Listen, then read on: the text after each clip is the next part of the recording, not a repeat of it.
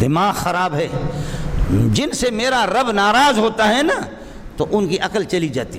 عقل تو ہوتی بھی نہیں ان کے پاس. جاؤ. اللہ جب کسی کو دھکا دیتا ہے تو اس طرح دھکا دیتا ہے.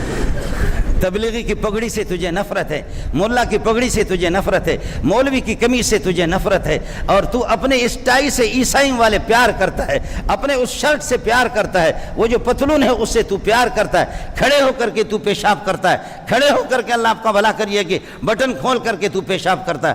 یہ اس طریقہ پر یہ کھڑے ہو کر کے پیشاب کرنا اور کھڑے ہو کر کے تو پاخانہ بھی کرتا ہے, اور تجھے استنجا کرنے کی ضرورت بھی نہیں ہے. اگر آپ اردو جانتے ہیں تو دوستو ویڈیو کی ڈسکرپشن میں ایک نئے چینل کا لنک دیا ہوا ہے, وہ بھی سبسکرائب فرما دیں. اور تجھے استنجا کرنے کی ضرورت بھی نہیں ہے. ٹیشو پیپر ادھر بھی لگا دیا, پاخانہ کر دیا, ٹیشو پیپر پیچھے بھی لگا دیا, پھر سینٹ ہے آپ کے پاس اسپرے کر دیا.